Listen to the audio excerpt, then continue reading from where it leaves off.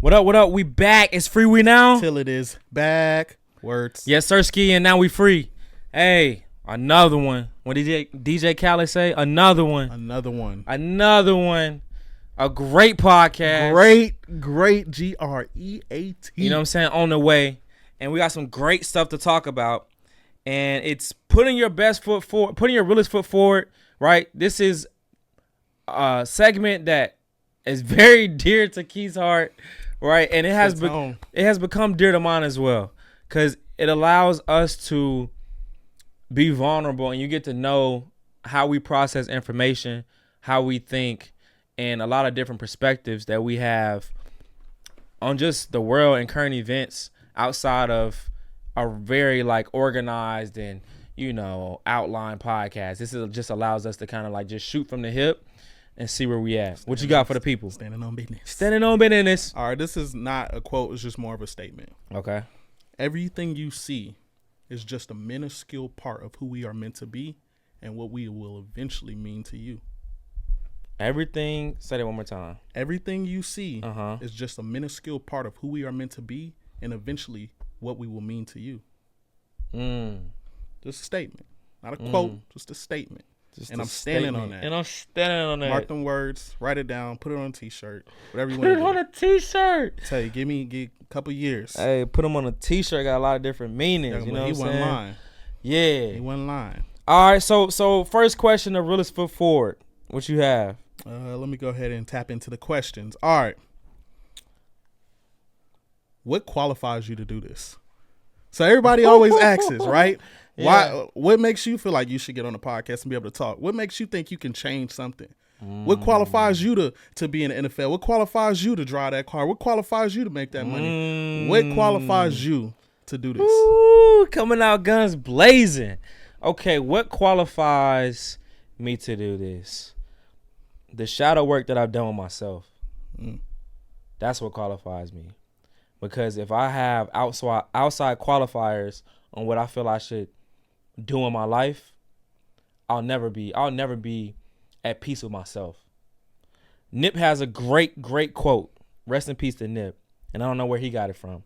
But it says, would you rather be at peace with the world and at war with yourself, or at war with the world and at peace with yourself? So what do you prioritize? Is it the world or is it yourself? So what qualifies me to do it is, number one, I feel like the gifts that I've assessed that God has given me in my life, number one. Number two, I've done the work. I've done the shadow work. And I'm continuing to do the shadow work. And I know how, when I am in my gift, how it's received. I know how people watch the podcast and it's not going viral, but people still DM us and say, yo, y'all gonna blow up. Yeah. Yo, what you said right here really changed my life. People see me in public and say, man, I've been tapping in with your podcast. It's amazing how people, they don't say anything. It's like phases. It's like they're watching right now. They don't know. They don't want to say hey, we really supporting y'all. They may not be commenting that much, but they watching. Because every time somebody sees us in public, I see the pod, like the podcast. But you're also not liking and commenting and sharing and subscribing. Yeah. So it's this phase right now where people don't want to know how, they don't really know how to feel. They're like, okay, I see something's going on, but I don't really know if I should be vocal about it, right? So they're in this watching phase. So I can't allow outside factors to determine how I feel and if I feel qualified or not. Because once I feel qualified, you're going to feel I'm qualified. People don't see you the way they see you. They see you through your own eyes. So the way you see yourself is how people are going to see you. So if you see yourself as somebody that's not qualified, that's going to show up in your body language. That's going to show up in the way you speak. That's going to show up in your confidence. That's going to show up in the verbal exchange that you have when you are giving your elevator pitch. Mm-hmm. People believe in this because we believe in it. People feel we're qualified because of the level of conviction that we speak when we say something and the feedback that we get. Now, if I say I'm qualified to be a singer because I'm qualified to be a singer, and then I sing and everybody tells me I suck and nobody tells me, hey, you got a gift, let's be real. You're probably not a singer. So you have to have that shadow work and believe it yourself. And then when you give it to the public, you will have some people saying, yo, I rock with you. Yeah. You'll have some people confirming what you feel. If nobody confirms it, everybody hating on you, everybody in the world hating on you, nobody think you can sing, everybody hating on your raps, everybody hates your music, don't nobody like your music. All right, you may need to do something. Nobody thinks that you can act. Nobody, even your mom or your grandma, whoever it is, and you're like, everybody's like, baby, you might need to try something else. Nobody believes. Okay, right now when you get some people's like, okay, keep going. I see what you're doing. Keep it up. Now you got a gift. I felt what you're saying, right? What do you feel like it is? I think it's progress. Progress is what qualifies me to do this, and I take that with everything. Right. When people start, they don't have all the qualifications. You never will. When people want to be a doctor, what qualifies them to be a doctor? They learn. They educate themselves. They progress in their expertise or their gift. Right. I think you don't have to have an initial qualification to get up here and do this, or anything at that fact. To be in the NFL, to want to be a doctor, to want to be a psychologist, to want to be an astronaut. You just have to take that step forward and progress. Now, if you're stagnant, you don't do anything to educate yourself. You don't do anything to make yourself stand out. You don't speak clearly. You don't communicate well. You don't build relationships. You kind of drag your feet. Yeah. Then you're not qualified to do this, right? I think the qualifications come from within, and then they kind of almost in a sense explode out of you, right? For sure. The more and more we talk about this, the more and more we get up here and do this, sure. the better and better we get. For sure. The more things we're able to point out that we lack. Right. The more things that we're able to point out that we're good at, right? Right. So what we do is we make our goods better and we make our lack abundant. Right. So what qualifies me is just the fact that I want to progress. The fact that I'm not just going to just give you one thing and just be cool with it. Just put it out there and just let that be the case. I'm going to be like, all right, how do I tweak this? How do I make this better? How do I do that? And eventually what's going to happen is people are just going to give me the qualifications that I've built myself. People are going to start putting titles on it. So now they're going to be like, oh, he's qualified now. Right. Oh, now they have a plaque. Now they got 1 million views. Now they're riding around interviewing these people. Right. Now they're qualified. But we were qualified way before that, because the only reason you get the views, the only reason you get the interviews, the only reason you get the contracts and everything like that is because of the work you put in. People see your abilities way before they know what your qualifications are. You know what I'm saying? So, and I even think that's why people fill out resumes. Like, yeah, they'll see the resume, but they want to have an interview with the person. Right. You could have all these things on paper, but when I talk to you and you can't communicate well, or you can't show me your personality, you can't do this, I can just find somebody else. So you can qualify on paper, but and not qualifying the job. Right. You know what I'm saying? It's like that one meme where they had that dude standing in front of that electrical center, and he was like, when you lie on your job application, and he didn't know what was going on. That's how it is. Right. You have to progress, and you have to do all these things, and everybody will give you the titles. Everybody will give you the qualifications that you need. Right. It's just putting in that work. It's continue progressing towards what you're trying to build. I agree. So it's like you said, it starts within. You first have to believe it and go after and do that work, right? Put that work in, and then you progress. Yeah. Progression is key. Progression. And then you progress so much that you get to the point where you start getting the plaques. Yeah. And now they say you're qualified. Yeah. But you've been qualified all along. So was it the perfect time to start then? Or when do you get the plaques? Like, when do you get a promotion on your job? After you already been doing the work for the promotion? After you've already been doing the work for the promotion. Yeah. When do you get qualified? After you've already been doing the work. You don't get a promotion on your job if you're not doing the work to become qualified. Yeah, just go in there and be like, yo, I'm a janitor. I know I don't be sweeping the floors, but I think I need to be head of everybody. Like, I'll start sweeping the floors when you make me manager. I'll start doing manager stuff when you make me manager. Yeah. Like, I'll show you guys I can do it once you give it to me. Nah. That's when I'll show it to you. It's like, how do you get qualified to graduate college? You put in all the work. You got to put it in the work before you get the qualification. How do you graduate high school? You got to put the work in to graduate high school. Now you get a diploma that says you're qualified. Yeah. Right? So you have to put in that work and progress and believe it to even get qualified. No, that's real. That's deep. Okay, so in the atmosphere that we're in right now, Yeah. of it being an election year, and we see Donald Trump going on Aiden Ross stream. He was on Aiden Ross's stream. Donald Trump, presidential candidate. It was rumored that Kamala Harris, Vice President Kamala Harris, was having her people hit up Casanat's people to come on his streaming service. Yeah. And he turned it down. He was like, this is not what my platform is for. I didn't get in this industry for that to become this beacon of campaigning. So do you think young people who are in a position of having great influence, should they be more involved in talking about elections? Why or why not? I think whatever platform you have, it doesn't have to stream into elections. It doesn't have to stream into the presidency or the candidates or anything like that. Essentially stay in your lane. You know what I'm saying? If you're whatever you're building is about cars, just because a fast food place comes over and says, hey, we want to make your cars about fast food, doesn't mean you have to do it. Doesn't matter how big they are. Doesn't matter how much money they give you. Sometimes you have to have the ability to say no. Yo, I understand it, and it may be a lucrative deal. It may be a great thing to progress you, right? Which is why I think Aiden Ross did it. I'm on a podcast with the president. Come on now. Right? But Kai was like, you know what? This is not what I'm doing. Like, I don't do this for this presidency, because at the end of the day, all they're doing is using you. They're trying to relate to the younger generation.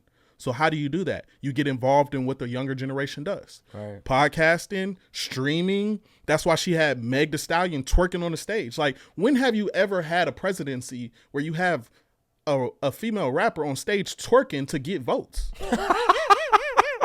Bro, like, she twerking for votes, bro. Twerking for votes, right?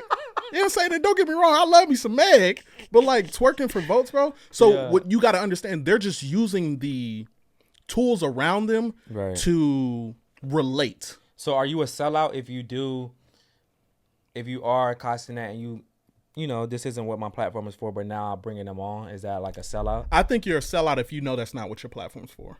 Okay. Now, if you're okay with that, if that's something you wanted to branch into, if that's something you wanted to build on, then I can't call you a sellout, right? Because I don't know the true story. But it would be different for Kai to be like, you know what, this isn't my platform, right? But I'm going to do it.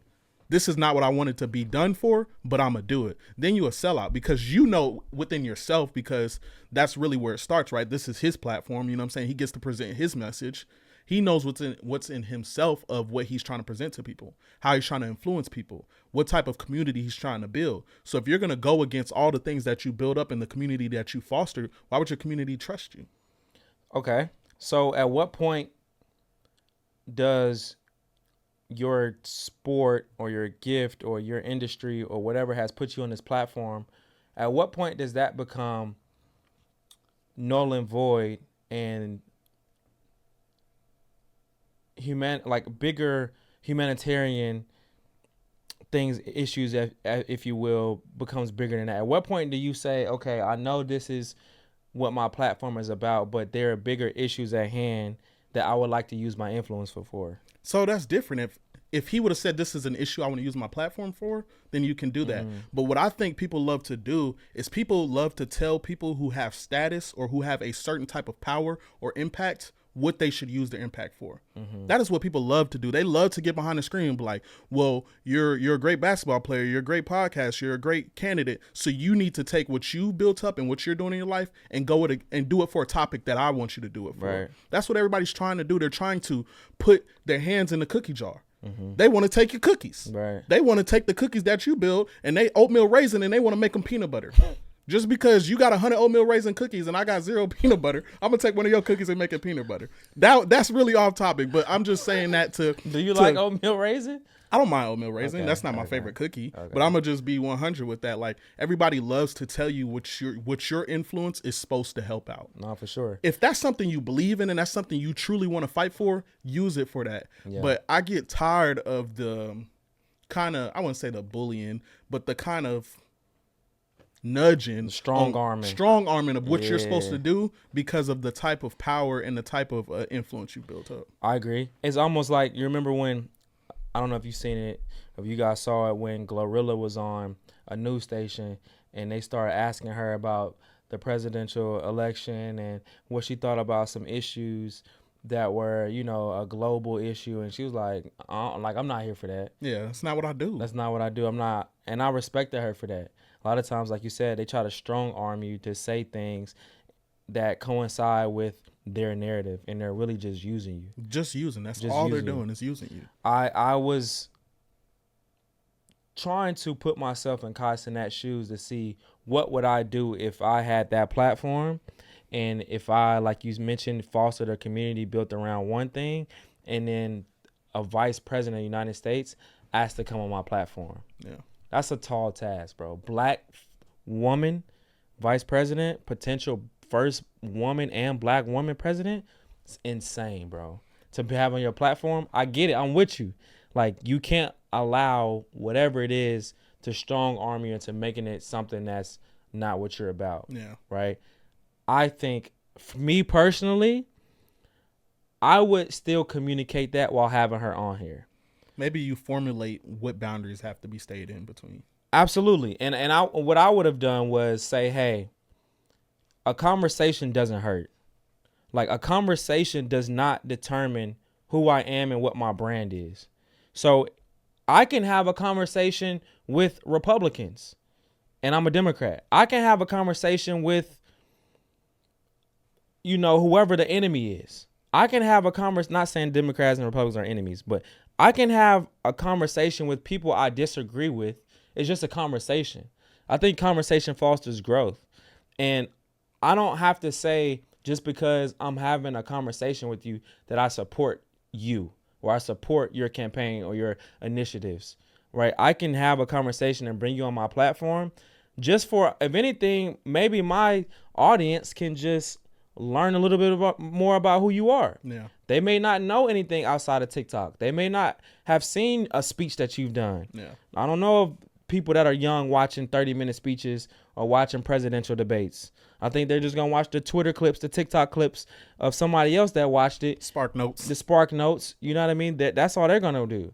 So, in my opinion, I'm not passing up on that.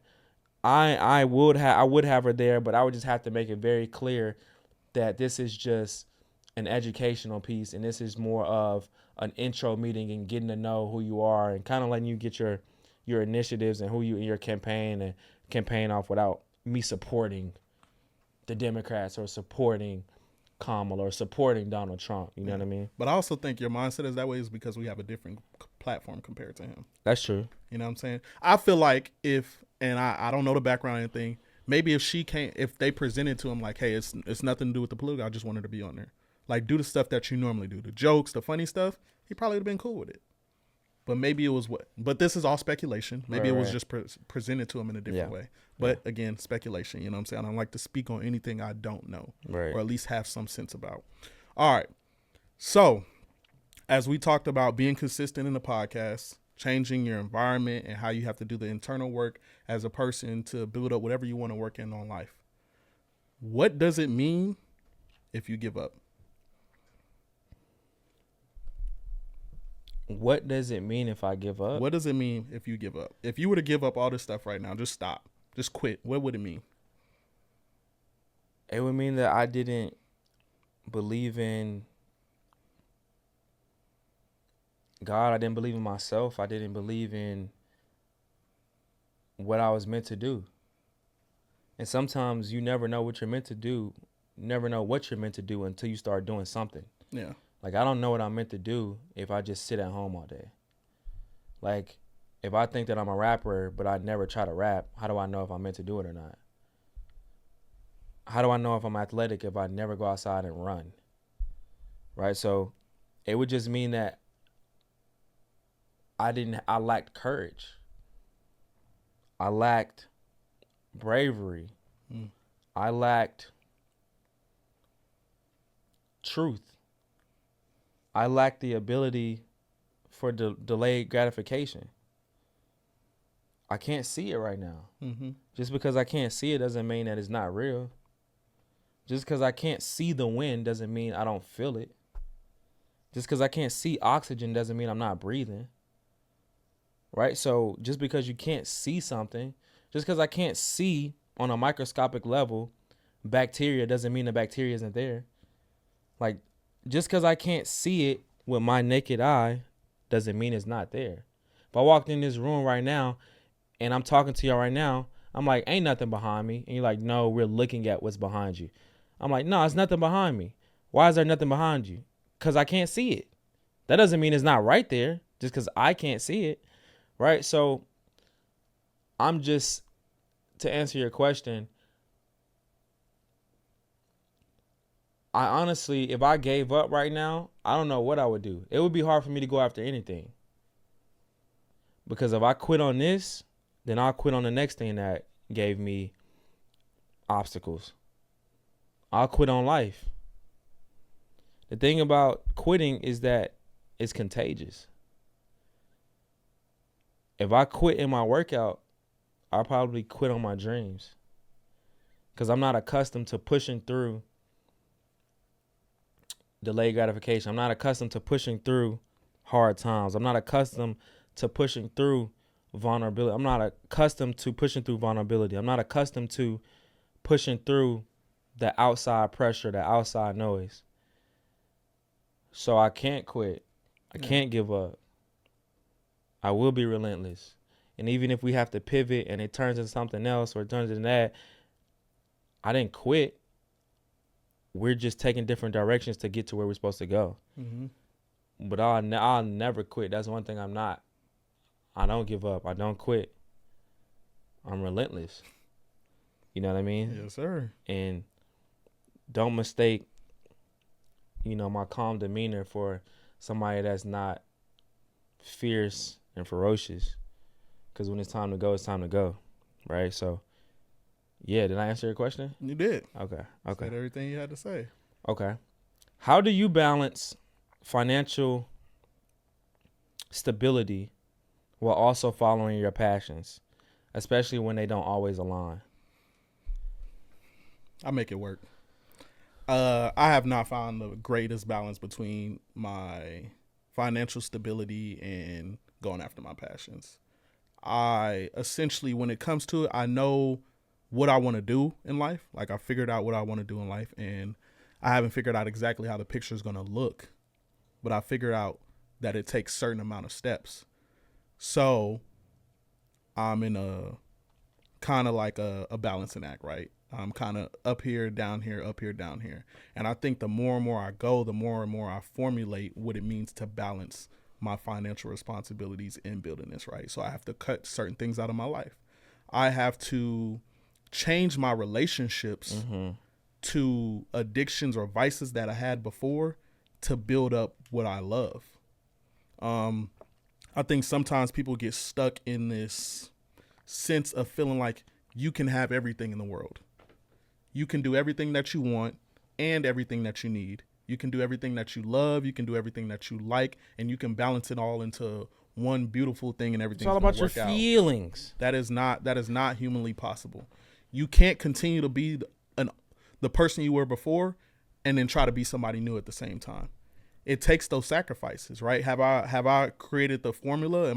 Do I got the Excel document good to go where I can just type in the words and it just puts it in? Right. I don't have that for you, right? But what I will say is that every single day, I'm kind of doing a self-analysis on how I build that balance, on what that balance looks like, right? Because balance for me can look different for balance than somebody else, right? So I haven't completely figured that out, but I do understand that it takes sacrifice. I do understand there are things in my life I got to give up. I do understand there are things in my life that I got to change. I do understand that I can't be the same person that I was and have balance on my dreams and financial stability, because it wouldn't work out. Because the way I was spending before, I didn't have all the responsibilities. I didn't have the assets that I have now. You spend different when you got assets. You know what I'm saying? Like, I was watching this podcast, and I can't remember the dude's name. He's a dude that did the interview with the dude, from Shaft. I can't remember. I'll remember later. But he was doing an interview, and he was like, the way people live is the more money they make, the more money they spend. Yeah. So if they were living off $3,000, once they start making $5,000, their expenses grow up with it. So now they're spending like they're making $5,000. And when they make 10, when they make 20, when they make $1 million, when they make 5, 10, 15, when they make $1 billion, they spend like they have that money.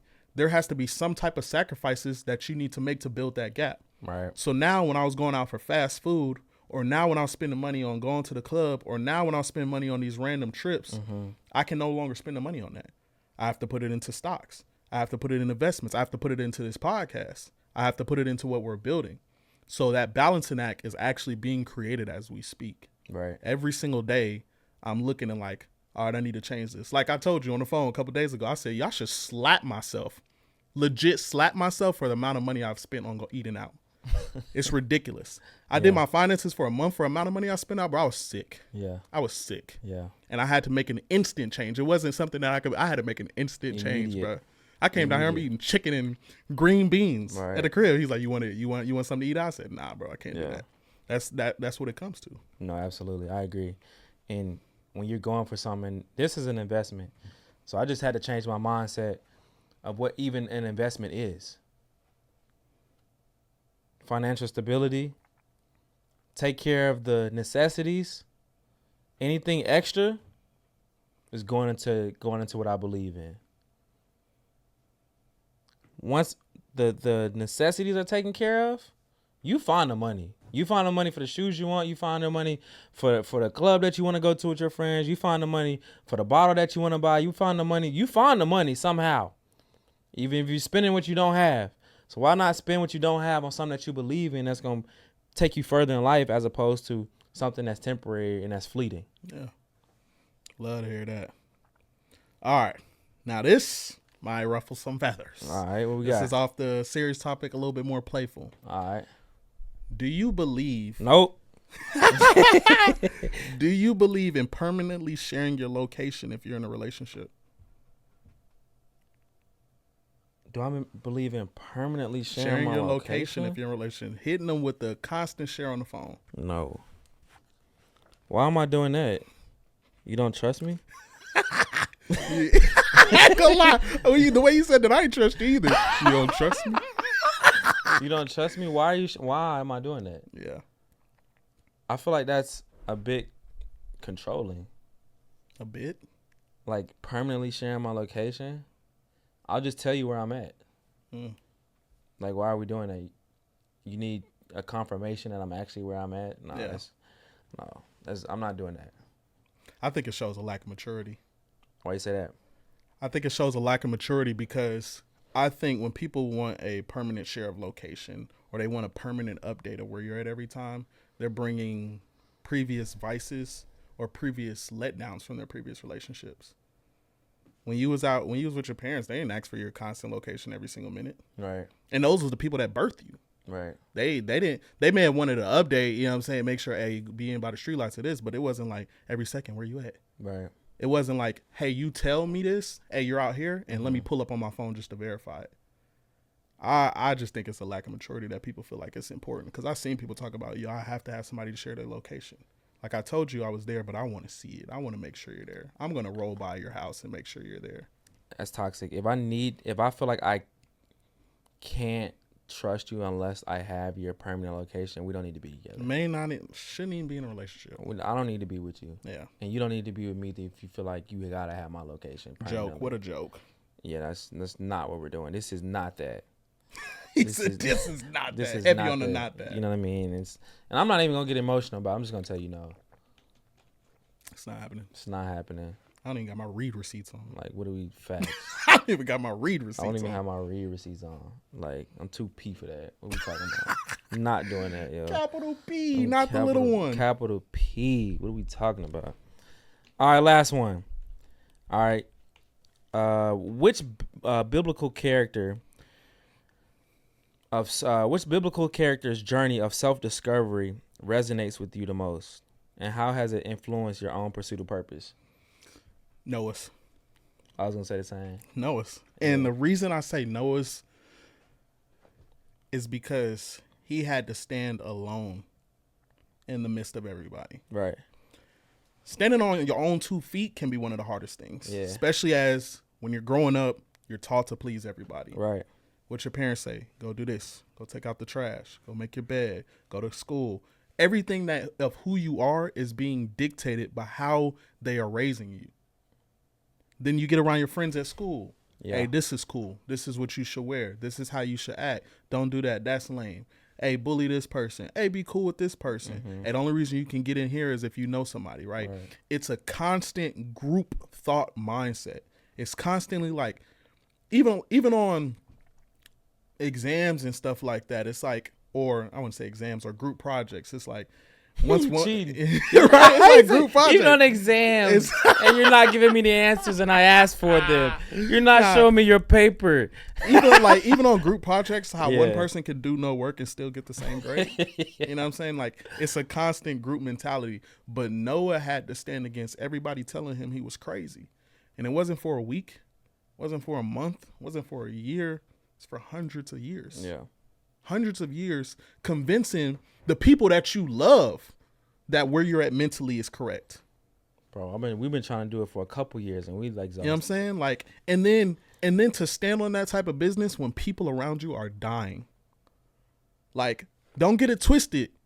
God killed everybody. They were dying.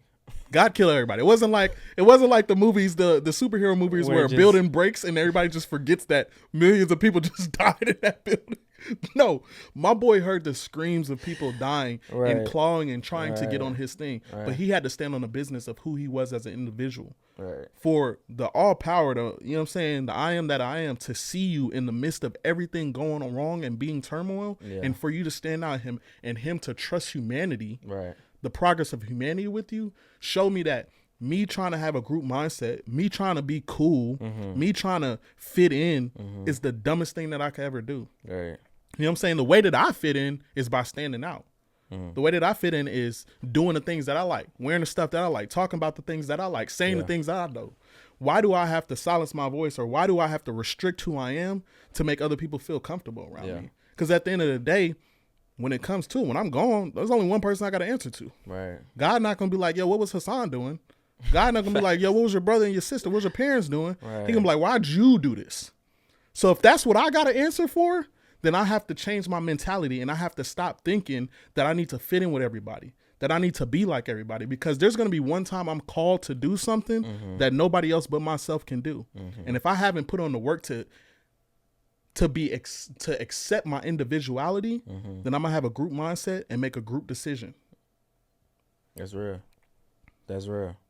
Hey, this is why I love Realest Foot Forward, because I learn about you, more through asking these questions. We learn about each other, right? And also the audience is able to think like, hey, what would I do? Yeah. What do I feel about this? What do I think about this? Conversations are so dope. I feel like a lot of conflict in the world could be solved through conversations. Sometimes you just need to have a conversation. Now, you can agree to disagree and move on. But a lot of times things get physical because people have a lack of ability to effectively communicate. The communication skills are so low that now we got to get physical. Yeah.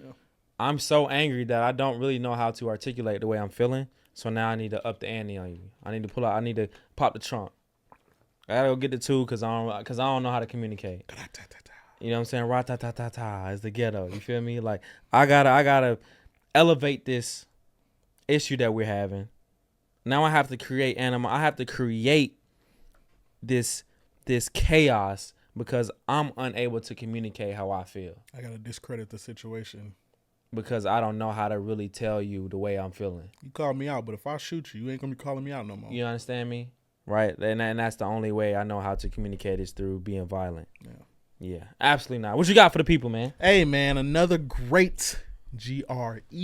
You know what I'm saying? Not GOOD. Yeah, you know what I'm talking about. Situation. So, as always, man, that's all I got, brother. Yeah, no, for sure. It's Realest Foot Forward. Continue to put your realest foot forward in life. Be authentic, right? But also be willing to grow.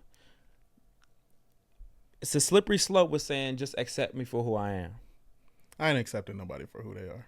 Accepting me for who I am is just a way to say that I'm lazy and I don't want to put in the work to better myself. I don't want to change. I'm too lazy to become disciplined to elevate who I am currently. So I need you to accept me to who I am because I don't want to do the work. Because I can't accept myself for who I am right now. So why would I accept you? There's no way I should be accepting you for who you are. Now your core being, your values, what you value, you know, your inner being of who you are to the truth of your spirit, 100. Yeah. But your flaws, the places that you lack, areas of improvement, nah. We're not doing that. We not doing that. It's Freewenow? Till it is backwards. Yes, sir, ski, and now we free.